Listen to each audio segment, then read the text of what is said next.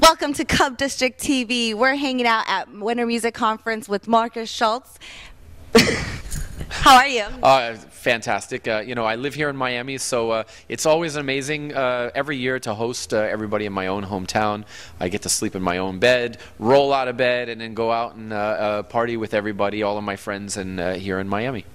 Awesome. We're coming in from California, taking over Winter Music Conference and Miami Music Weeks. How was the award show? The award show, what a train wreck. It's like that every year. But you know what? The award show is great because it's like we get to see all of our friends. Last night I got to give an award to Swedish House Mafia. And, we usually get to hang out at festivals and things like that. But like at the event, nobody's spinning. So we get to spend time together and really just kind of, chat a lot and hang out with each other. So I think the award ceremony is good for that because it's free alcohol for the artists and we get to all hang out. But the actual award ceremony is always a train wreck. So what we usually do is, every time somebody messes up or presses the wrong button, you have to take a shot.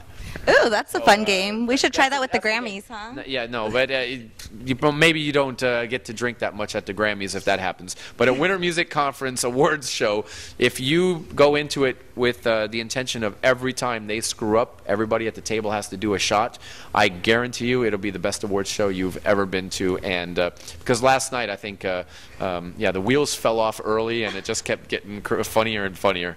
Oh my gosh, that's awesome. And then also, besides getting to hang out with your peers, this is where collaborations happen, right? Yes. Ferry Corsten, for example, is in town and picked him up at his hotel the other day, and we ran up to the studio and we spent the day in the studio just working on stuff. And that's always fun because, I say this, it's when you get management involved, they always screw things up. But if it's like, hey, Ferry, I'm coming to get you. Let's go in the studio. We had the best time. It was just, we were like high-fiving each other, dancing around the room, and at 4 o'clock in the morning, Ferry texted me like, "Dude, I can't get this song out of my head." And I'm like, "I know, it's like in my head too." We just, it kind of reminds you of why we got into the scene.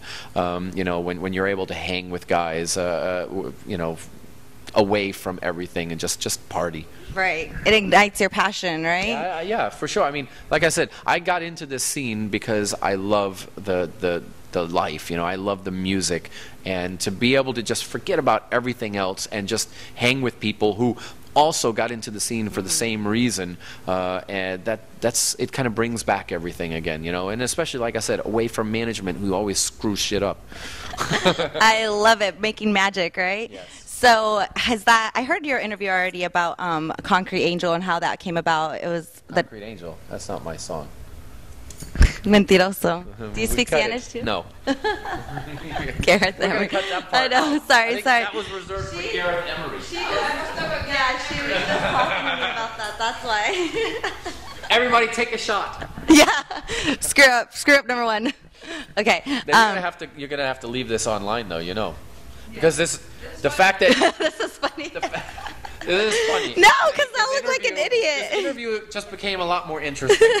I'm telling you. This interview, right? Am I right? No. This interview is now it's a party. All right, let's see how many more shots. Where's my shot? Cue up the shots. Let's see how many. All right, let's do a shot then. I'll do a shot on camera. All right. National Screw Up number 1. Cheers. Concrete Angel. Come on. I heard you play it though at Beyond Wonderland. No, you didn't. I didn't play it Beyond Wonderland. Shot number 2. Up you go. Let's go. Wait, the wheels have officially come off on this interview. Escape from Wonderland. You were there. No. No, I wasn't. Is that still part of the second shot, right? Let's go. Okay. Let's move off the topic. Before, we're over this. I'm done screwing it up. Okay, so now let's talk about Ultra. Let's go. Ultra. Okay, let's see. Where did we leave off? Making music with collaborations. Okay. So anything we can look forward to for your set, Ultra? You ready for shot number 3? I'm not playing at Ultra this year. You're not? No. Okay, you can fire me. All right. I'm taking over this interview. All right, so one of the things is I have a great management, and one of the things that we decided to do this year, as well as last year, is I'll host my own night, solo, open to close at Space.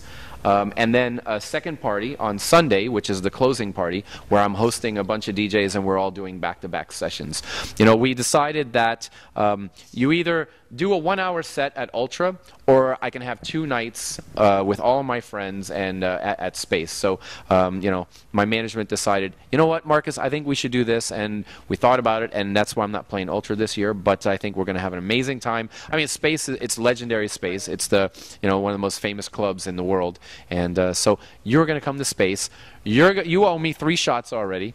And we're gonna have no, I don't like tequila. Vodka is my drink of choice. But yeah, we're gonna have a great night. And you know, parties like this, parties like this is what make Winter Music Conference amazing, because you know, you can look out on the dance floor and you can see, you know, there'll be all your favorite guys, your favorite DJs will be out on the dance floor partying, and you'll bump into them dancing and everything. And those kind of things, you just, you know, you don't happen that often. Right. Ibiza, right?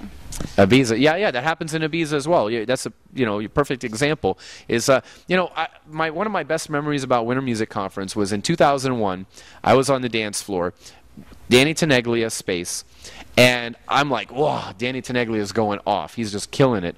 And I look over to my left, and John Digweed is next to me. He's dancing. I look over to my right, and Carl Cox is there. You know what I mean? As we're like, just like, wow, and we're looking at each other as Danny's playing, and we're just like, whoa. And we're all like just nodding and just dancing. We're all there like just like, wow, this is incredible. You know, and I think that's the kind of stuff that make Winter Music Conference and places like Space so amazing. And that's what we can look forward to tonight at your show, right? Tomorrow night. The 23rd and 24th. Yes.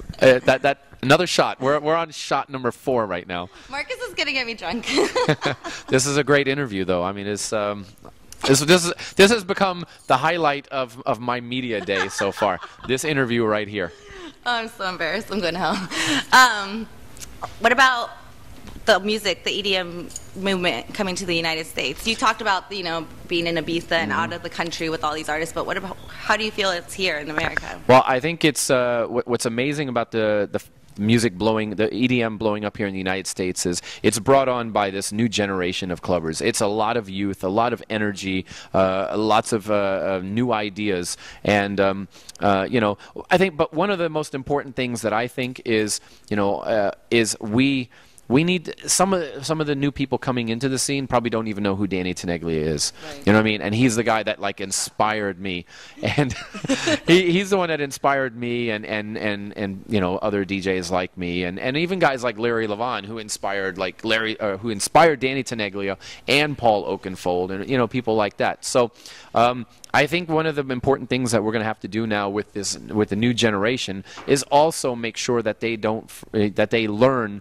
who, you know, what made this scene what it is in the first place, because there's an art form to this scene that I just hope doesn't get lost in this whole explosion. But make no mistake, this is an exciting time, fantastic time creatively and for the parties all over the United States. It's a really amazing explosion. And what can you say to Americans, and especially in LA, you know, where we live in Orange County, there's this huge stigma, you know, like, oh, it's just rave kids and hippies and blah, blah. But I feel like it's so much more than that, you know. It's like feeling the energy, the connection you make. Well, first of all, I think what we need to do is stop calling these events raves, because that's not what they are. They're festivals, they're concerts, you know. And anytime you say rave, there's like this old stigma of, you know, glow sticks and hippies and, you know, whatnot. And you know good for well that's not what it is, because, you know, when I'm playing, I look out and, you know, there's VIP sections with you know, you know, people that have been in the scene for a long time who are now CEOs of companies, and they're doing their own, you know, amazing things, and they loved this music back in the day, and now they're, you know, successful and whatever. Yeah, exactly. So I mean, it is definitely not. it's not that at all. And how do you make people, understand that it's not? I don't really know. I think, a start would be to stop using the term rave because it's outdated. I don't know. For me, a rave is like a desert party where you got a generator and some speakers, and I haven't seen one of those in a long time. But these events, they're professionally produced. There's sponsors, major sponsors like Red Bull, and people who just wouldn't give money to a bunch of hippies who are throwing a party with a generator and some speakers. No, definitely. There's a whole movement behind it, and we're Yes. super excited about it.